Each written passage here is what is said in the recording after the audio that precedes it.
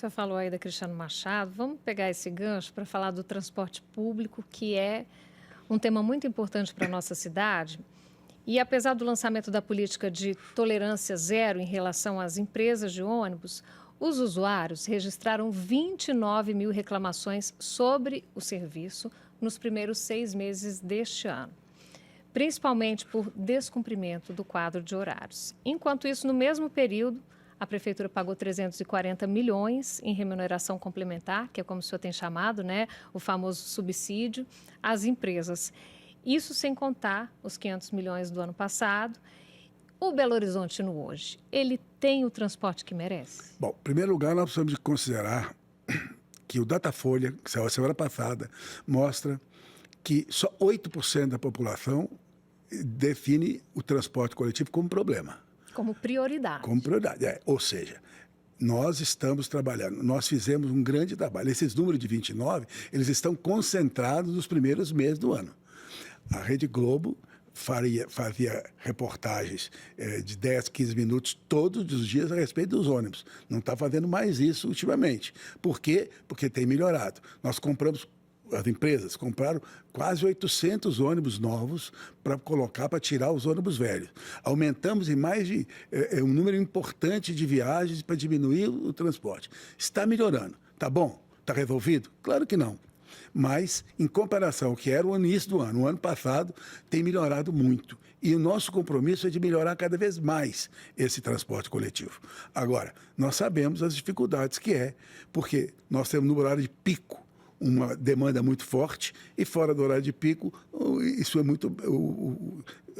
diminui muito a quantidade de passageiros. Então, precisa fazer um equilíbrio nisso aí entre colocar mais ônibus no horário de pico, que é o que demanda mais da população, e administrar o horário que não é de pico, para também não ficar rodando com um ônibus vazio, porque o prejuízo é muito grande. O que a população pode esperar? Que tolerância zero está funcionando. Não temos mais ônibus com defeito rodando na cidade, porque todos os dias nós estamos trabalhando nas garagens, nas ruas, fiscalizando, porque não é possível que ande com ônibus velho. Agora que nós Belo Horizonte, hoje, já tem a frota mais melhor tempo de uso. Pouco mais de 5 anos é o tempo médio de uso da frota, diferente de outras cidades. Nós já tivemos aqui quase 12. Hoje nós estamos falando que a frota de Belo Horizonte, hoje, tem um tempo de vida da ordem de 5 anos e pouco, 5 anos e 6 meses, 3 meses. Ou seja, estamos comprando mais ônibus. Agora acabamos de receber do governo federal uma autorização para contratar 100 ônibus elétricos para rodar na cidade. Ou seja, vamos aumentar ainda mais a frota de ônibus. Estamos caminhando. É um trabalho difícil, não é fácil. Se fosse fácil, todas as cidades do Brasil já tinham resolvido. E nós estamos fazendo o máximo que pode para resolver isso. Ainda falando de frota, né, que o senhor está falando aí, de equilibrar o horário de pico com o resto do dia, a gente tem aqui uns dados da BH Trans, de que em 2020 a frota aqui em Belo Horizonte era de quase 3 mil ônibus. Na pandemia, tivemos uma redução de aproximadamente 500 veículos, agora são cerca de 2.700. Nesse período, ainda tivemos aí aumento da tarifa. O senhor não acha que poderia ter garantido mais ônibus para a população que depende desse transporte público? Você precisa ver a demanda. Antes da pandemia, nós transportávamos cerca de 1.200.000 pessoas. Na pandemia, escapou para 700 mil pessoas. E agora a gente E agora nós estamos com 1.080.000, chegando a 1.100.000. A quantidade de ônibus está sendo colocada exatamente de acordo. E estamos comprando ônibus, não paramos de comprar. Tem 100 ônibus encomendados já em fase de produção, para trazer para cá. Porque ônibus não é um produto de prateleira. Ônibus você tem que comprar o chassi, esperar o chassi ficar pronto, levar para a montadora vai ter o prazo de entrega, ou seja, você demora às vezes 6, 7 meses para fazer isso. E nesses últimos 12 meses, vamos chamar assim, nós conseguimos colocar 800 ônibus na cidade. E temos mais ônibus prontos para chegar. Então, a frota vai chegar no tamanho necessário para que nós não tenhamos problema. E é o que eu disse, o processo é um processo de arrumação ou de rearrumação permanente no sistema. Esse processo aí que o senhor está dizendo inclui, inclusive, novos ônibus. A renovação da frota, né, foi uma das exigências para o pagamento do subsídio.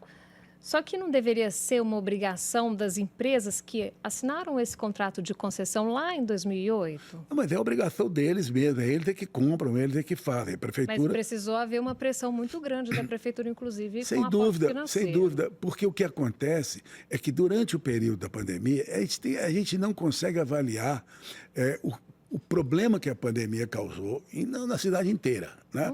No mundo inteiro, né? A pandemia... Os ônibus foram envelhecendo no período da pandemia e não tinha nem como trocar os ônibus naquele momento, né? Então, depois que a pandemia melhorou, acabou e que começou a voltar ao sistema, nós tínhamos ônibus que era para rodar com, no máximo, em 10 anos de uso, fomos obrigados a permitir 12, porque senão não tinha ônibus para pôr na rua. Agora, ônibus com 12 anos é um ônibus que já não tem mais condição de rodar em situação boa.